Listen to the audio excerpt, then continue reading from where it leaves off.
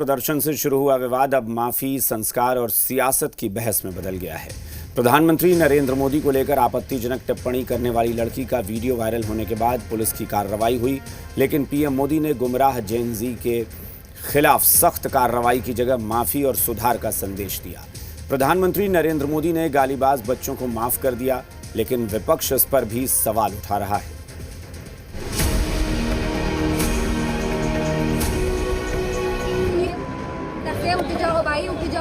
आक्रोश, अपमान और सोशल मीडिया पर गालीबाजों का तांडव।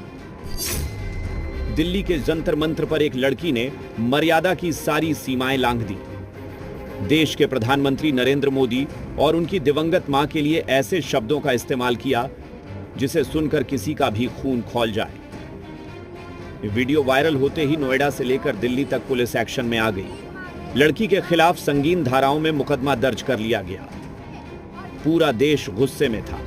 लड़की पर सख्त से सख्त कार्रवाई की मांग हो रही थी, लेकिन तभी एंट्री होती है देश के प्रधानमंत्री नरेंद्र मोदी की, जिन्होंने नफरत का जवाब बदले से नहीं बल्कि बड़प्पन से दिया। पीएम मोदी ने सोशल मीडिया पर लाइव आकर एक ऐसा संदेश दिया जिसने इस देश के युवाओं की आंखें खोल दी। मुझे तो गालियां दी गई, मेरी स्वर्गीय माता को भी गालियां दी गई।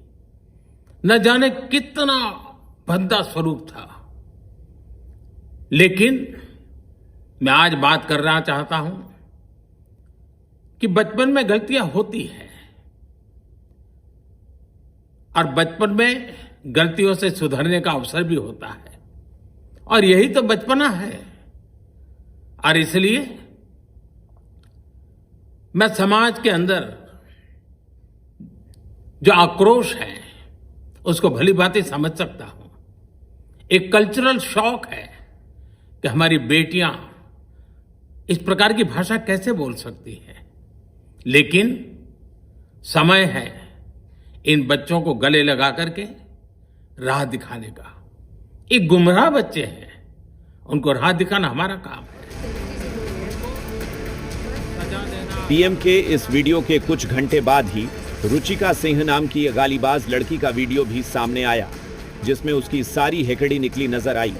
जो लड़की कुछ समय पहले कैमरे के सामने घुर्रा रही थी, वो अब हाथ जोड़कर फूट फूट कर रो रही थी।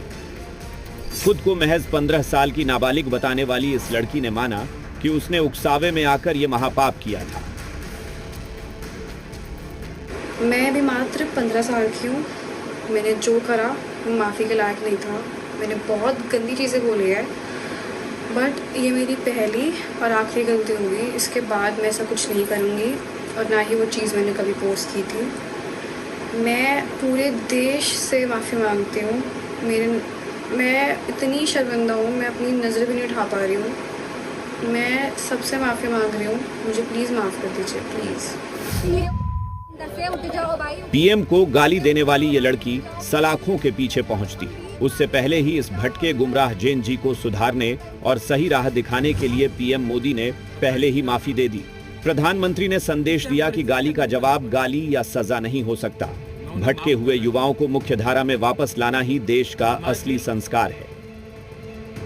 भारत के प्रधानमंत्री आदरणीय नरेंद्र मोदी जी का अभिभाषण युवाओं को उचित मार्गदर्शन प्रदान करने वाला है। जिस प्रकार से सूर्य की ऊर्जा को केंद्रीकृत करने के बाद उसका प्रयोग संसाधनों को जीवंत करने के लिए किया जाता है, निश्चित तौर पर उसी तरीके से अगर हम देश के युवाओं को उचित मार्गदर्शन प्रदान करें तो भारत के लिए संसाधन के रूप में परिवर्तित हो जाएंगे। प्रधानमंत्री का जो पद होता है वो देश का प्रतिनिधित्व करने का पद होता है। लोकतांत्रिक व्यवस्था में विरोध करने का अधिकार सबको है, लेकिन भाषा की मर्यादा का ख्याल रखते हुए आप प्रधानमंत्री पर टिप्पणी कीजिए, क्योंकि पूरे दुनिया के लोग जो है आप प्रधानमंत्री पर क्या टिप्पणी कर रहे हैं ये सुनते हैं।